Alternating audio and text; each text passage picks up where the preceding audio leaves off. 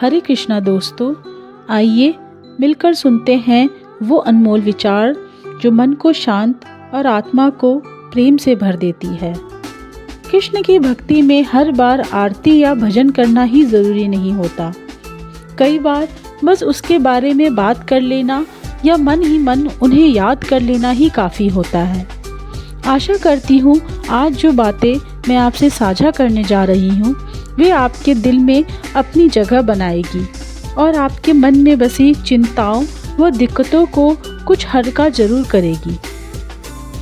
कृष्ण प्रेम शब्दों में नहीं, दृष्टि और अनुभूति से पहचाने जाते हैं। आइए राधा कृष्ण के उस प्रेम को समझें जो देखा नहीं, महसूस किया जाता है। प्रेम वो नहीं जो शब्दों में कहो। प्रेम शब्दों का मोहताज नहीं होता। राधा के प्रेम को समझने के लिए उनके शब्द नहीं, उनकी नजरें काफ़ी थी।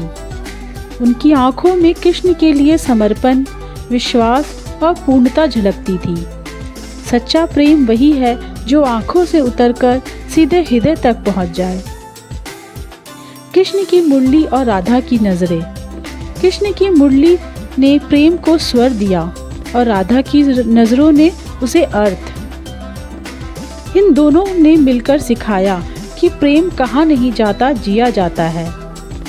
प्रेम राधा का था, अभिव्यक्ति कृष्ण बने। प्रेम राधा के हृदय में जन्मा और उसे व्यक्त करने का माध्यम कृष्ण बने। कृष्ण के बिना राधा का प्रेम अधूरा नहीं, लेकिन कृष्ण के साथ वह संसार को दिखाई दिया।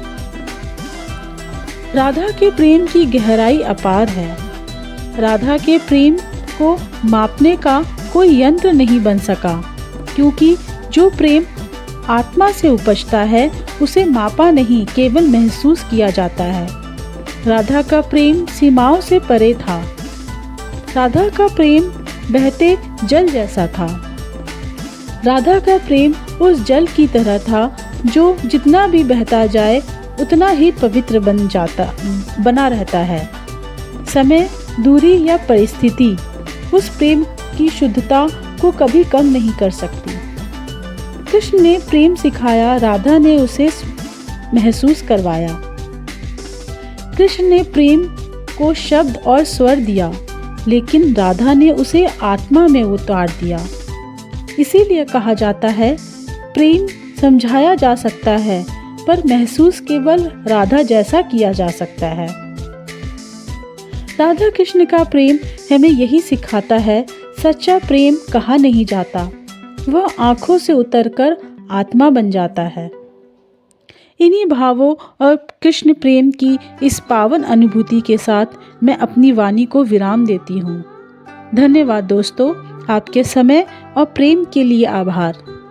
याद रखिए, कहना प्रेम है और प्रेम ही जीवन का सार है।